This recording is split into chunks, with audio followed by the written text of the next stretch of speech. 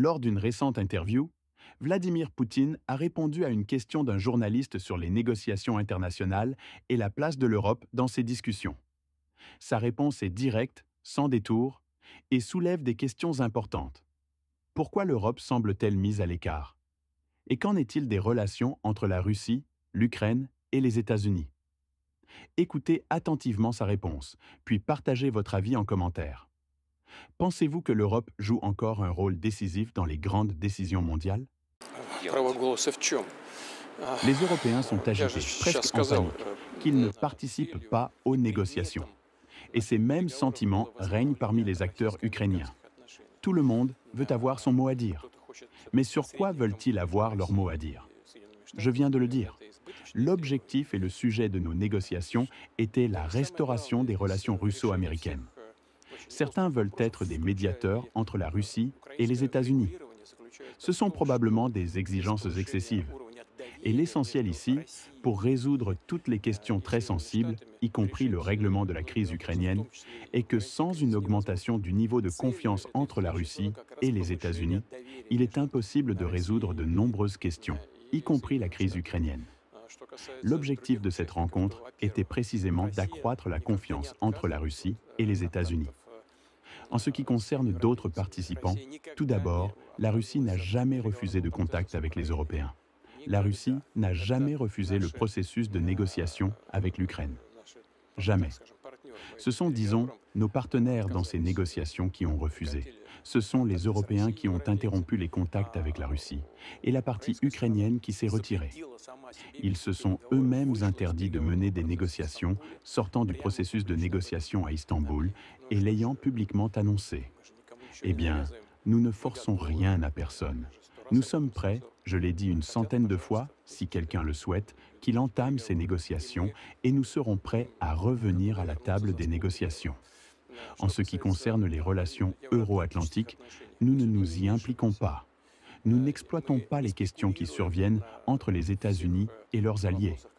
Mais si l'on parle de ces alliés, ils sont eux-mêmes responsables de ce qui se passe actuellement. Écoutez, Trump, à l'époque, était accusé d'avoir des relations particulières avec la Russie et d'être impliqué dans l'ingérence russe lors de sa précédente victoire présidentielle. Une commission spéciale a été créée au Congrès. Il a été traîné devant les tribunaux. Rien n'a été confirmé. Et cela ne pouvait pas être confirmé, car cela n'a jamais existé. Mais qu'avons-nous vu lors de cette campagne électorale? Tous les dirigeants européens, sans exception, se sont effectivement directement immiscés dans le processus électoral aux États-Unis. Ils en sont même venus à proférer des insultes directes contre l'un des candidats. Pour notre part, bien sûr, il était clair qui avait notre sympathie, mais nous ne nous sommes pas permis d'intervenir, et encore moins de faire des déclarations abruptes ou des attaques insultantes contre l'un ou l'autre des candidats. Nous ne l'avons tout simplement pas fait, tandis que les Européens l'ont fait. Honnêtement, je m'étonne de la retenue du président élu des États-Unis, Trump, à l'égard de ses alliés qui se sont comportés de manière franchement grossière.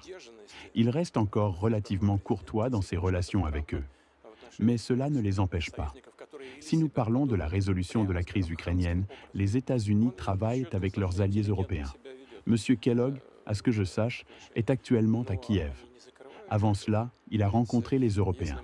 Maintenant, le président français prévoit de se rendre à Washington, tout comme le Premier ministre britannique. Rien n'est fermé ici. Les Américains discutent de tout cela avec eux. Nous avons aussi, par exemple, la question de l'extension du traité New START. Tout le monde semble avoir oublié.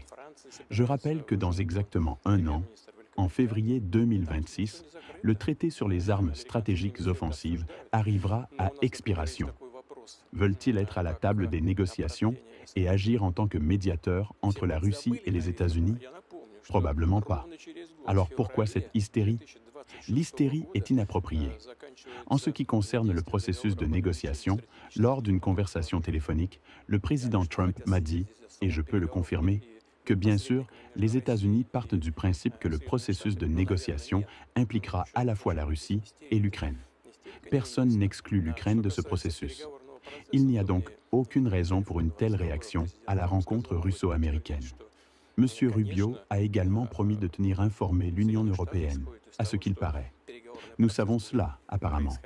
Mais nous, de notre côté, informerons sans aucun doute nos amis au sein des BRICS.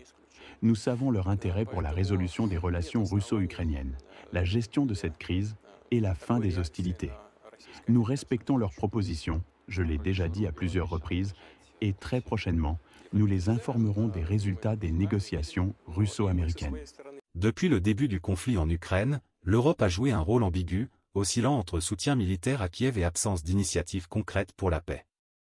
Dans sa réponse, Vladimir Poutine met en lumière un fait qui mérite réflexion: l'Europe a perdu son indépendance stratégique et son poids réel dans les négociations internationales.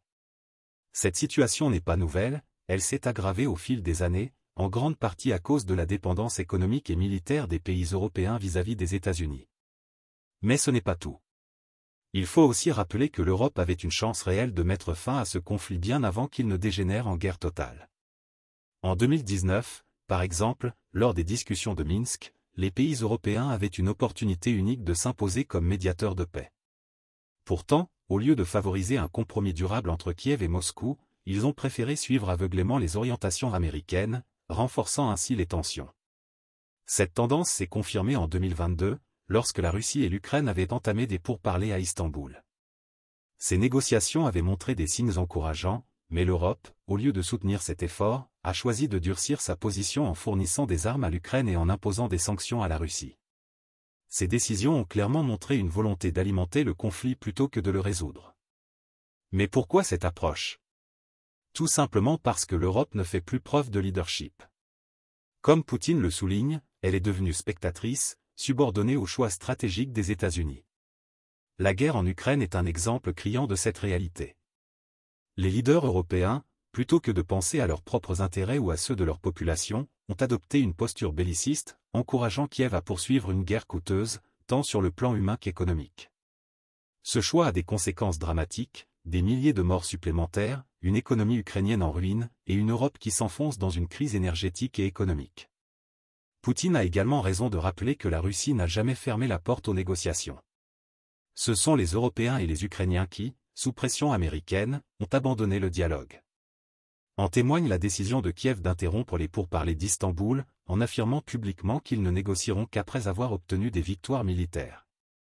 Une stratégie encouragée par les États-Unis, mais qui a placé l'Europe dans une position encore plus vulnérable. Aujourd'hui, il est clair que les Européens n'ont plus aucun contrôle sur le dossier ukrainien. Ils ne sont que des exécutants des politiques dictées depuis Washington.